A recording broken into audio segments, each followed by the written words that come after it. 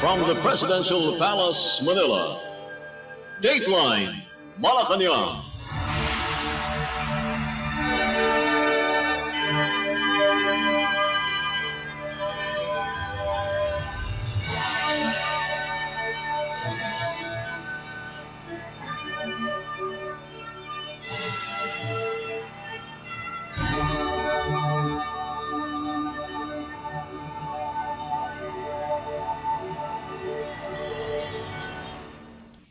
Good day, this is Dateline Malacañang, and here are the news.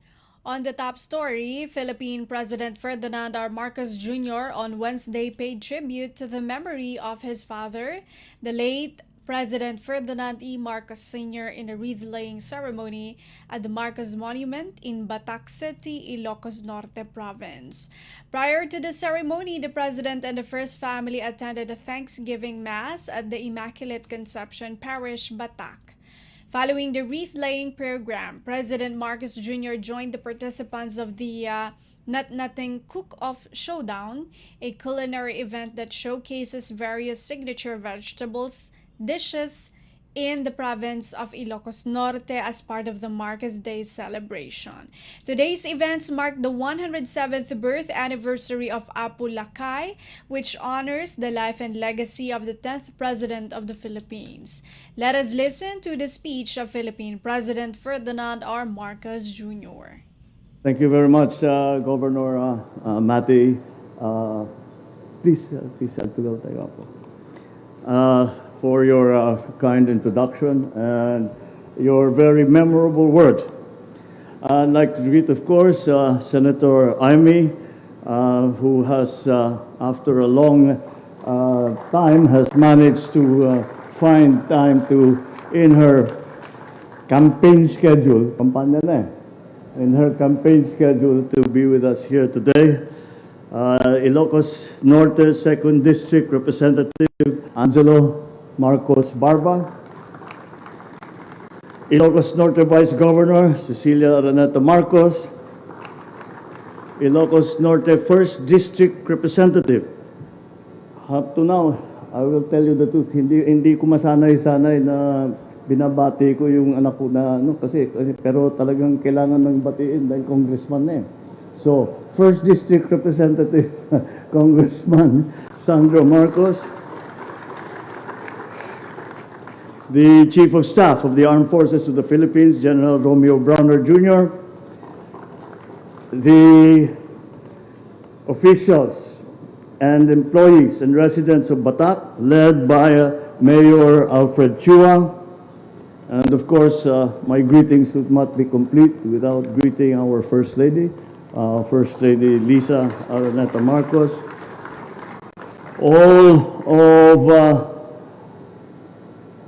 all of the officials who have come here, the mayors who have joined us, the barangay chairman na napakalakas ang palakpak kanina sa suggestion ni Senator Amy, at pag-usapan natin ng mabuti yan. We are also visited by our friends from Isabela and from Cagayan, and we welcome them once again to Ilocos Norte. Na imbag nga bigat yu amin. Kadagiti padak ken ay etek nga Ilocano na imbag nga bigat kada kayo amin. I always look forward to coming to Ilocos Norte, not only because it is really our home, but also in this special occasion when we commemorate the Marcos Day, which is the day of my father's birthday. And as we have seen, it is his 107th birthday. So it is inevitable when we celebrate his life and we look back and I try to find and try to think, what was it about my father? Ano ba talaga? What was his very important quality that brought him to the greatest heights of political office in the Philippines, but even more importantly, to have allowed him to, that made him, that guided him, so that he could serve the people properly. And I am always reminded of the what was engraved in the mausoleum when my father was still buried here. And those of you that have been to the mausoleum will remember that it was one single word, Filipino. And that is the essence of my father. And when I look back, and now that I am in this high office, and many things many forces are impacting upon you, and a decision has to be made. And the guidance that I get, once again, is I always ask myself, what would my father do? What would be his advice? And I remember the mausoleum, and I remember that it says Filipino. And that is the essence of the man. He was a Filipino. He was an Ilocano first, but his whole life was dedicated to the Filipino. His whole life was dedicated to the Philippines. During his first foray into public service after his university and his law school was as a soldier during the war, where he was willing to make the ultimate sacrifice to defend his country and his people. And we have seen and heard and read about the heroic deeds that are only now being realized by many of us. I will recount to you an experience that I had recently when I was in the United States. And I was hosted by the director of the Central Intelligence Agency, the CIA. At ang request ko sa kanila, can I see some of the records about my father when he was working with the OSS? The OSS was a predecessor of the CIA. And they allowed me. They took me to the records room and they started to show me many of the records, the reports that were given during the war that are still secret. And I mean, he was greater than even we realized. The things that he did, the things that, the sacrifices that he made for the Philippines. And I asked the CIA, maaari ba, pakopya ko, iuwi ko. Sorry, it is still classified. And that was the depth of his service to the country. After the war, after liberation, he then entered into politics. He became the 2nd District Representative of Ilocos Norte, and he served for about 10 years before becoming senator and ultimately president. And through that whole time, all that he did was to serve Filipinos. He sacrificed everything. Those of us who are with his family know of that sacrifice. And we, in our own way, were feeling that we also sacrificed because we did not see my father.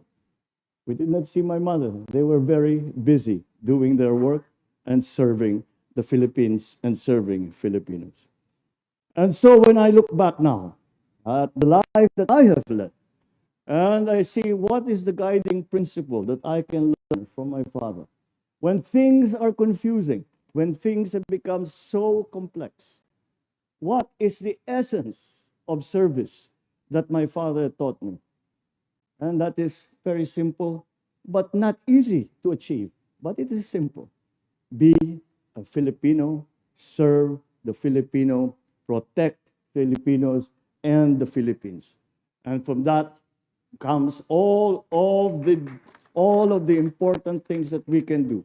That guides us, that is the guiding principle. So, although he was always described, especially in his younger days, as the GI, the Great Ilocano, he superseded that. And of course, he loved Ilocos, he loved Batak, he loved Sarap, he loved all of you who were with him through all of the trials and tribulations that he went through. But then I suppose he saw the essence as well of Ilocanos. We are essentially, because we are Ilocanos, but we are here in the Philippines.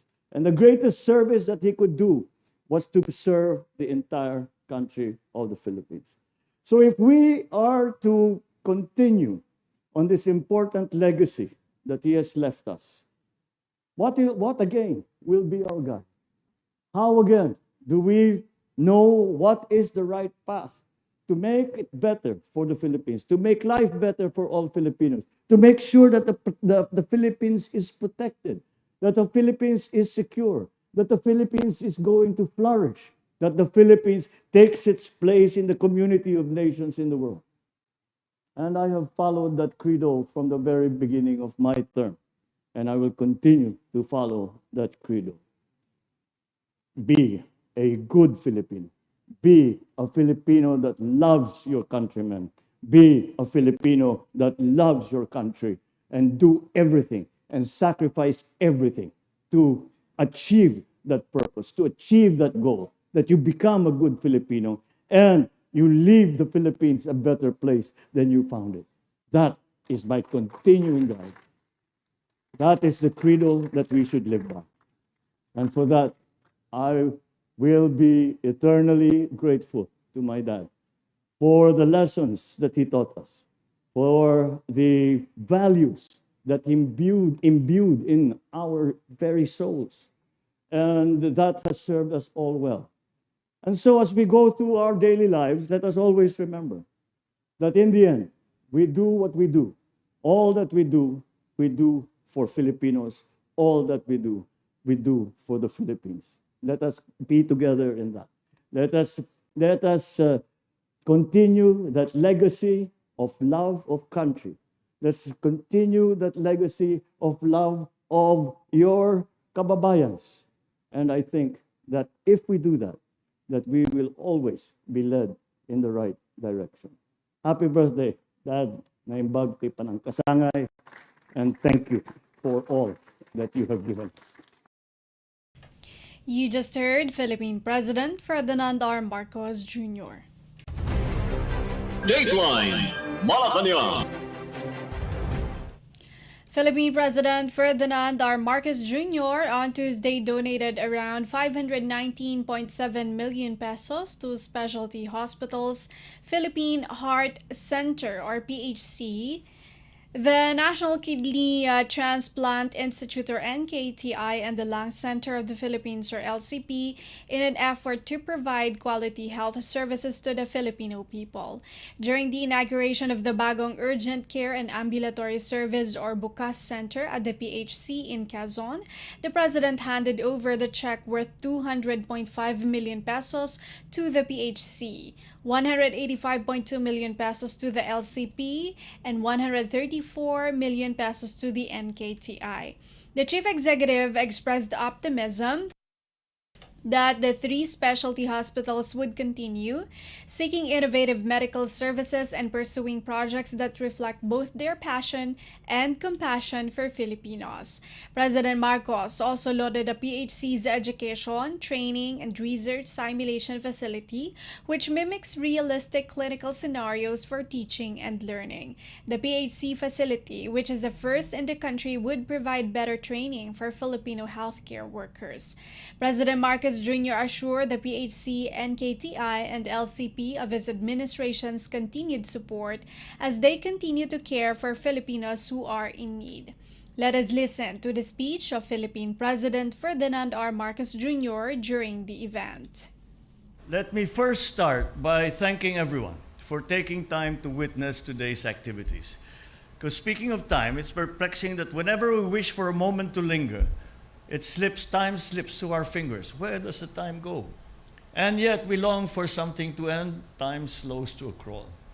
So today, as we open the doors of Bagong Urgent Care and Ambulatory Service Center, or BUCAS, we are not just inaugurating a new building. We are transforming how we handle critical moments when time is both our greatest enemy and our most valuable ally. This center is not just a health facility. It aims to bridge the gap between primary care facilities and higher-level health institutions by providing urgent healthcare services for minor surgeries and other ancillary services. This ensures that focus shall be given to patients needing special care, while still providing proper medical services for those with less complicated cases.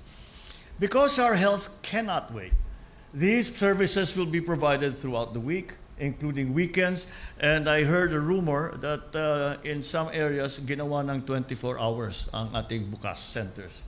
So when you or your loved ones come through these doors, you will find not just a place of care, but a place of immediate compassionate support.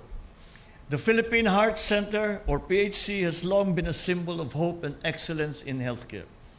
Established in 1975 under Presidential Decree number 673, it was my father's vision to create a place where top-notch medical care was delivered with dignity and with compassion.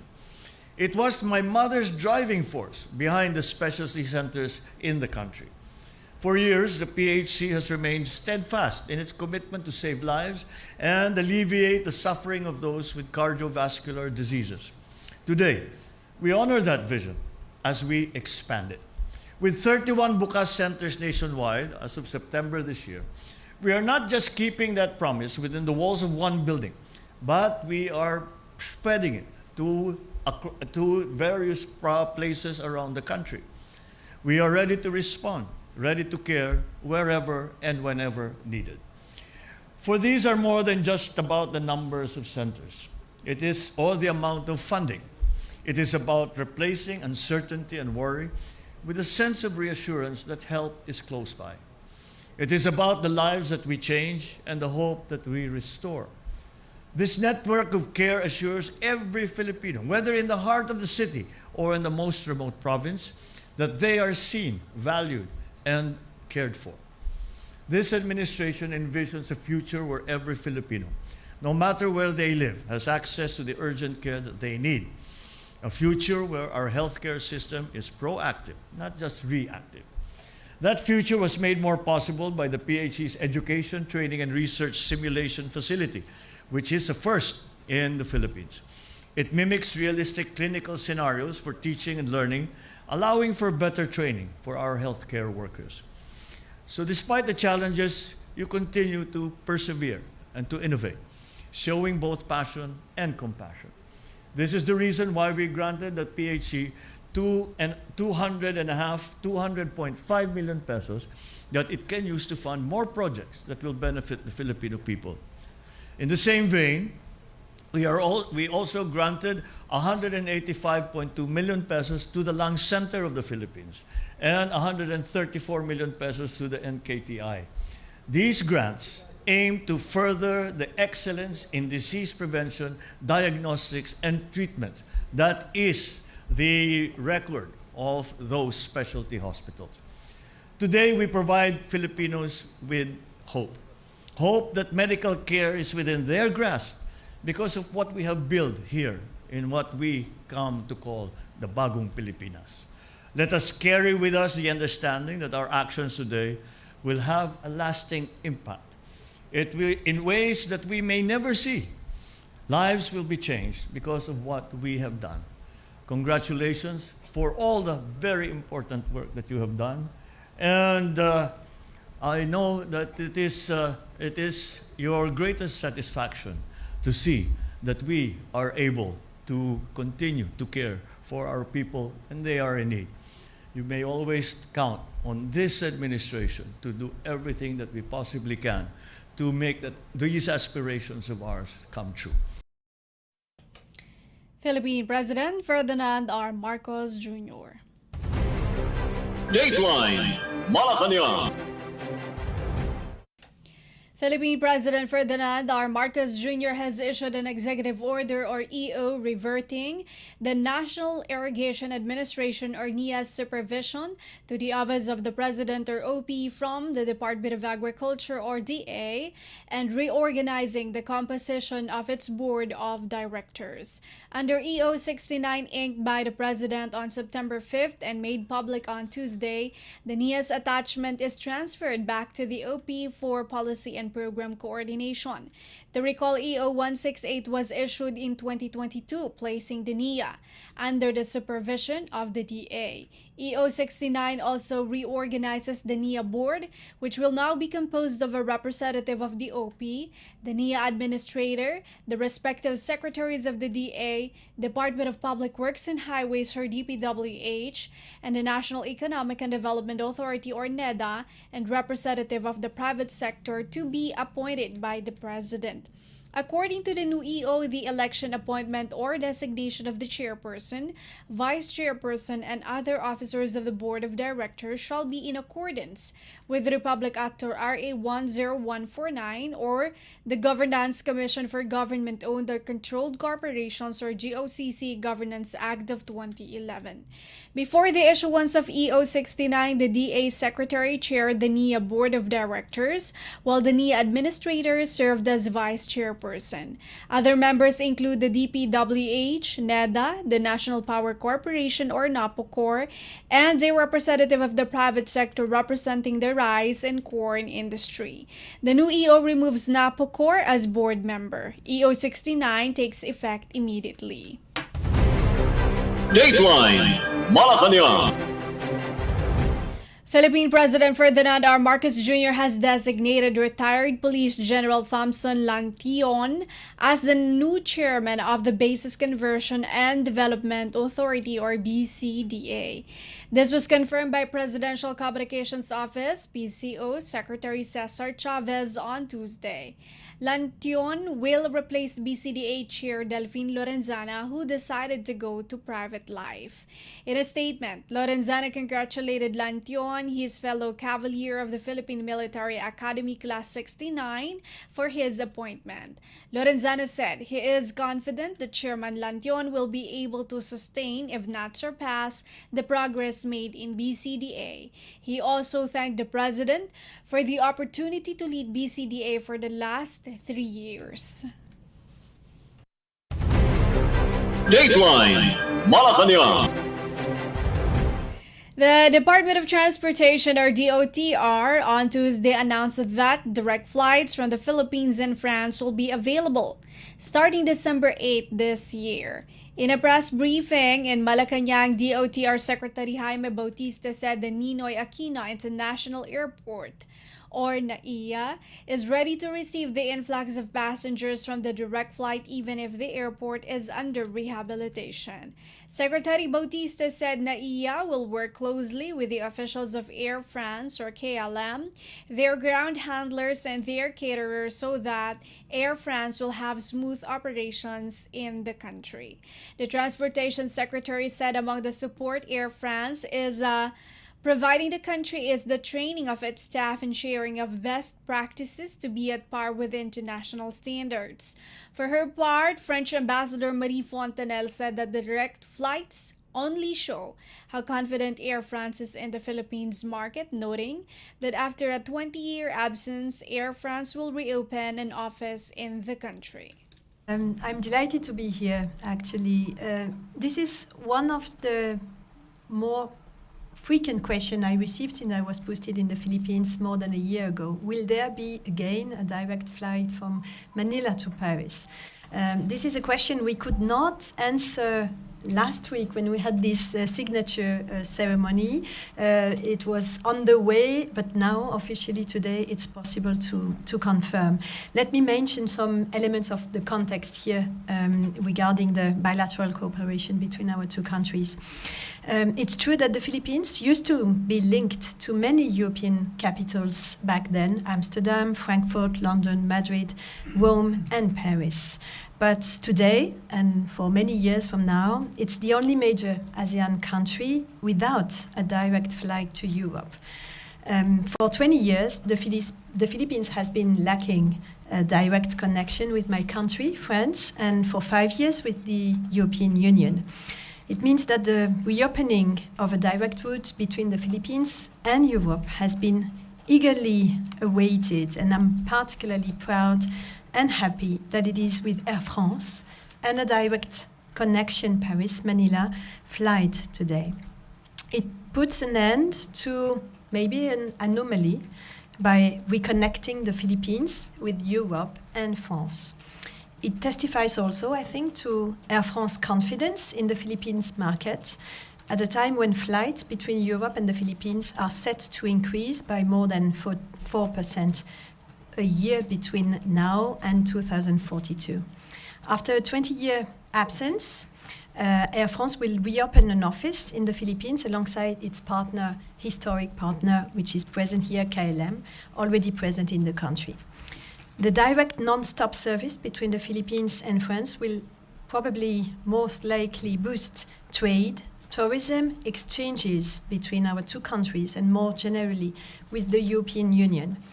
In terms of tourism, of course, with the connection of the two air hubs of Charles de Gaulle Airport in Paris and Ninoy Aquino International Airport here in Manila, consolidating the role of France and the Philippines as a gateway to Europe and Southeast Asia in terms of trade, at a time when negotiations on a free trade agreement are resuming with the EU.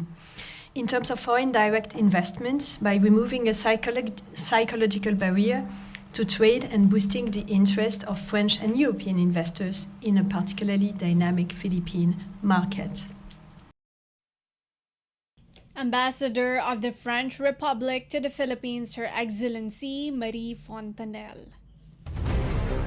Dateline Malacañang. The Philippine Department of Migrant Workers, or DMW, on Tuesday underscored that they are strictly monitoring Filipino seafarers sailing in areas that are considered dangerous. During the hearing by the House Appropriations Committee on the DMW's 2025 proposed budget, Secretary Hans Leo Cacdac said this is in accordance with Philippine President Ferdinand R. Marcos Jr.'s directive to prioritize the protection of the lives of Filipino mariners and their families. Secretary Cacdac said among those that they have imposed stricter measures is prohibiting Filipino seafarers to board ships that have been targeted in high-risk areas. Currently, Cacdac said they have prohibited Filipino seafarers on boarding 5 ship owners that are still sailing at the Red Sea and the Gulf of Aden because of 3 possible cases, such as they were taken hostage at the port of Hodeida in Yemen, where 2 Filipinos died while others remain missing. The DMW secretary said that based on the international shipping community, 70% of international ships are avoiding to pass through high-risk areas to ensure the safety of their crew members. Dateline Malacañang. Overseas Workers Welfare Administration, or OWA, Chief Arnel Ignacio on Tuesday advised repatriated overseas Filipino workers, or OFWs, must invest wisely the financial assistance they receive from the government. Ignacio and the OWA Repatriations and Assistance Division, or RAD team, together with the Department of Migrant Workers, or DMW, and other concerned agencies, welcomed 35 OFWs from war-torn Lebanon at the Ninoy Aquino International Airport Terminal 3 in Pasay City. He said there are livelihood trainings and seminars that they may avail from the Technical Education and Skills Development Authority. Meanwhile, the OWARAD brought to the hospital one of the repatriates who has a kidney disease. Each of the OFW repatriates will receive 75,000 pesos financial assistance from OWA and another 75,000 pesos from DMW. They will also get medical and transportation assistance and hotel accommodations if needed while waiting for their flights to their provinces. Ignacio called on the Filipinos in Lebanon who wish to go home to contact the DMW OWA One Repatriation Command Center through the 1348 hotline or send an email to repat@dmw.gov.ph. Help desks are also open Monday to Friday from 8 in the morning to 5 in the afternoon at the DMW office in Mandaluyong City. Dateline Malacañang. The Philippine Department of Social Welfare and Development, or DSWD, said it has distributed almost 250 million pesos worth of food and non-food items to families hit by severe tropical storm Enteng and southwest monsoon, or Habagat. The SWD spokesperson and Assistant Secretary for Disaster Response Management Group, Irene Dumlao, said 248.4 million pesos in aid were augmented to the various regions affected by weather disturbance. Dumlao also reported that the agency has already released 587,952 family food packs or FFPs that are either distributed to beneficiaries, released, delivered for delivery, and or set for pickup by local government units or LGUs from the various warehouses of DSWD field offices along Enteng's path. While Enteng made landfall and raised Kasiguran and Aurora before it crossed Quirino, Isabela, Kalinga, Apayao, and Ilocos Norte, it enhanced the southwest monsoon or habagat which brought heavy rains and thunderstorms in Bicol and the Visayas regions. Of the total FFPs, 217,140 were given to Bicol region, 112,939 to Central Luzon, 94,757 to Calabarzon, 78,788 to the National Capital Region or NCR, 53,782 to Eastern Visayas, 29,116 to Ilocos Region, 1,321 to Cagayan Valley, 83 to Western Visayas, and 26 to the Cordillera Administrative Region or CAR. Dateline Malacañang. Philippine Agriculture Secretary Francisco Chu Laurel Jr. lauded the move of Philippine President Ferdinand R. Marcos Jr. to revert the supervision of the National Irrigation Administration or NIA to the Office of the President or OP. He noted the urgency to secure more funds for NIA to irrigate about 1.2 million hectares of land, which may be feasible under the streamlined allocation of additional resources under the OP. The DA earlier proposed a 512 billion pesos fund for fiscal year 2025 with higher proposed allocations for NIA's irrigation projects. The Department of Budget and Management or DBM, however, submitted to Congress a reduced budget proposal of 200.2 billion pesos. In the long run, Chu Laurel said the president's move would help expedite the implementation of irrigation infrastructure projects, which intends to achieve food security and drop resilience on importation. Dateline Malacañang. The Philippine Department of Agriculture or DA expressed confidence in the efficacy of the AVAC live vaccine against African swine fever or ASF after 5 fatalities and 1 morbidity out of the 41 vaccinated hogs were reported in Lobo as of September 9. DA Assistant Secretary for Swine and Poultry Constante Palabrica in an interview said all this data will be accumulated by the Food and Drug Administration or FDA, and from there they will make science-based decisions. He urged everyone to not have a knee-jerk reaction over only 5 hogs. He explained that only one of the 2 initial farms exhibited negative effects, citing the conditions of the vaccinated hogs, biosecurity measures, and the effects of heavy rains. He also noted the infecting pressure in the area due to viruses coming from buried culled hogs near the fence of the affected pigs. The other farm, where 29 heads were vaccinated, meanwhile maintained 0 fatality and morbidity. Palabrica explained that although healthy and ASF negative hogs are only given ASF vaccines, strict biosecurity should still be ensured for them to build immunity against ASF. Meanwhile, he said the DA would study the granting of indemnification to affected hog raisers. The DA earlier raised its indemnification from 5,000 pesos to 4,000 pesos for piglets, 8,000 pesos for medium-sized hogs, and 12,000 pesos for big ones. For Batangas, the DA eyes to distribute 10,000 doses of AVAC live vaccines with expansion targeted in La Union, Quezon, Mindoro, North Cotabato, Sultan Kudarat, and Cebu, with the upcoming procurement of 150,000 doses of ASF vaccines. For the red zones across the country, the DA allocated about 350 million pesos to procure 600,000 doses of ASF vaccines. As of September 6, the BAI said 472 barangays in 109 municipalities and 31 provinces were still classified as red zones. Dateline Malacañang. The Philippine Department of Budget and Management, or DBM, has so far released about 31.93 billion pesos to fund the salary increase of government workers in 257 state departments and agencies. DBM Secretary Amena Pangandaman said this in a news release Wednesday. Based on the DBM's latest data, the funds for the salary adjustment have been released to the Office of the President, Office of the Vice President, Congress, DBM, and Departments of Agriculture, Education, Energy, Environment, Foreign Affairs, Health, Local Government, Justice, Labor, Migrant Workers, Defense, Public Works, Social Welfare, and Trade. The DBM has distributed the funds for salary increase to the Department of Information and Technology, Department of Science and Technology, state universities and colleges, the National Economic Development Authority, other executive offices, Civil Service Commission, Commission on Audit, Commission on Human Rights, and the Metropolitan Manila Development Authority.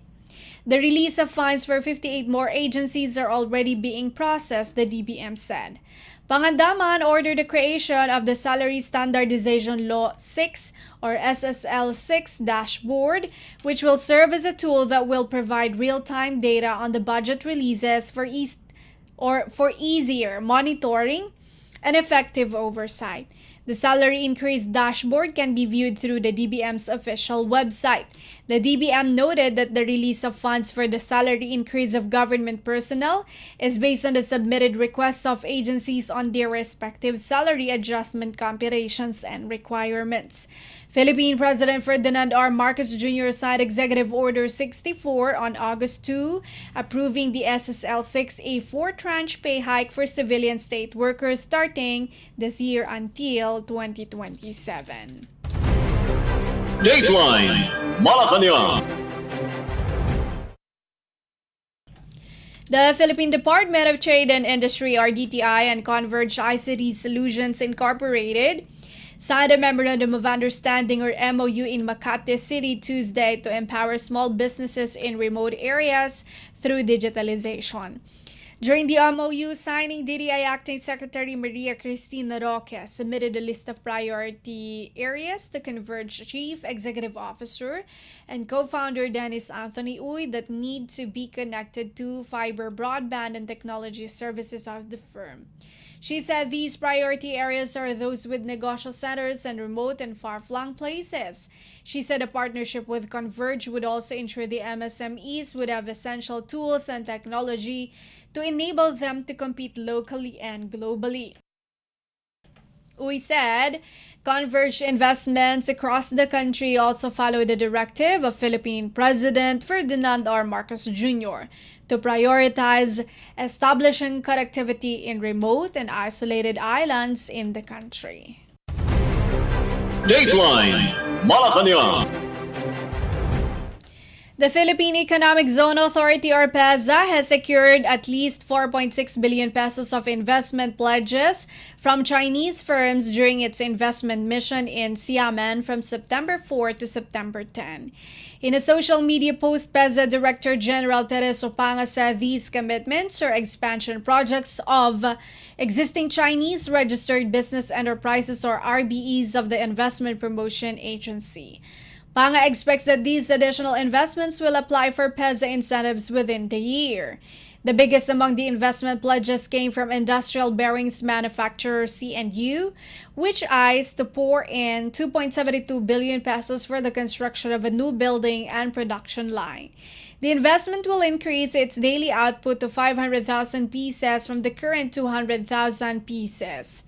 Wading Industries Corporation, a manufacturer of quartz slab, is also planning to invest 1 billion pesos to expand its production facility at the SunTrust Ecotown Tanza in Cavite by another 1.3 hectares.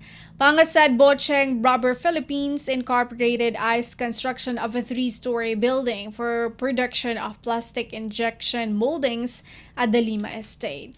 Tide Solar is also topping up $3 million or around 169 million pesos from its initial investment of $7 million for a manufacturing facility of solar panels in Anflo Industrial Estate in Davao del Norte. This will be an additional factory to its facility in Lima Estate. Panga also shared that Mass Power plans to construct a 4-story building at First Cavite Industrial Estate in Dasmariñas and Boa Max, eyes to relocate its electric vehicle battery charging pile and equipment manufacturing from China to the Philippines and increase its production capacity. Currently, there are 189 Chinese RBEs in PEZA with combined investments amounting to 47.3 billion pesos that created 46,501 jobs. Panga attended the 24th China International Fair for Investment in Trade or CFIT in Xiamen with Trade Undersecretary Seferino Rodolfo. Dateline Malacañang. Finally, for Dateline Malacañang, the Armed Forces of the Philippines or AFP and the Indian Armed Forces have renewed their commitment to a more robust defense cooperation. The two sides held the 5th Joint Defense Cooperation Committee and the 3rd Service-to-Service meeting on Tuesday in Camp Aguinaldo, Quezon City. AFP Public Affairs Office Chief Colonel Ceres Trinidad said in a statement Wednesday. Trinidad said participants from the AFP and their Indian counterparts shared insights and strategies to address the evolving security dynamics in the region, emphasizing the importance of maritime security and freedom of navigation. Military relations between the Philippines and India are on a solid footing after the AFP acquired 3 batteries of the BrahMos cruise missile system, which will be used for the Navy's shore-based anti-ship missile system. Trinidad said these high-level discussions underscore the enduring commitment between the two nations, building on a relationship anchored by the 2006 Defense Cooperation Agreement and the 2017 Memorandum of Understanding on Defense, Industry, and Logistics Cooperation. Dateline Malacañang. And that is all for today's Dateline Malacañang for Radyo Pilipinas World Service. This has been Bea Gaza. From the Presidential Palace, Manila. Dateline Malacañang.